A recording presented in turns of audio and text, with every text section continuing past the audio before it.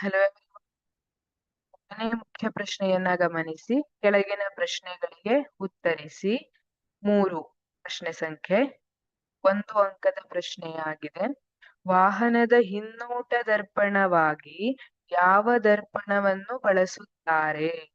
ವಾಹನದ ಹಿನ್ನೋಟ ದರ್ಪಣ, ಈಗ ನಾವು ಗಾಡಿಯಲ್ಲಿ ಹೋಗ್ತಾ ಇರುವಾಗ ಹಿನ್ನೋಟವನ್ನ, ಹಿಂದ್ಗಡೆ ಏನ್ ಬರ್ತಾ ಇದೆ, ವಾಹನ ಎಷ್ಟಿದೆ, ಟ್ರಾಫಿಕ್ ಎಷ್ಟಿದೆ ಇದೆಲ್ಲ ನೋಡ್ಲಿಕ್ಕೆ ದರ್ಪಣವನ್ನ ಉಪಯೋಗಿಸ್ತೀವಿ ಅಲ್ವಾ. ಇದು ನಾವು ಮನೆಯಲ್ಲಿ ಮುಖ ಮೇಕಪ್ ಮಾಡ್ಕೊಳಕ್ಕೆ, ಕೂದ್ಲ ಬಾಚಿಕೊಳಕ್ಕೆ ಎಲ್ಲ ನೋಡ್ತೀವಲ್ಲ, ಆ ದರ್ಪಣದ ತರ ಇರೋಲ್ಲ, ಸಮತಲ ದರ್ಪಣವಾಗಿರಲ್ಲ. ಯಾವ ದರ್ಪಣ ಅಂತ ಅಂದ್ರೆ ಪೀನ ದರ್ಪಣ. ಪೀನ ದರ್ಪಣವನ್ನ ಉಪಯೋಗಿಸಲ್ಲ. ಯಾಕೆ ಪೀನ ದರ್ಪಣವನ್ನ ಉಪಯೋಗಿಸ್ತಾರೆ ಅಂದ್ರೆ, ಪೀನ ದರ್ಪಣದಿಂದ ಉಂಟಾಗುವ ಚಿಕ್ಕದಾಗಿರುತ್ತೆ, ಹಾಗಾಗಿ ಇದು ಹೆಚ್ಚಿನ ಜಾಗವನ್ನ ಕವರ್ ಮಾಡುತ್ತೆ.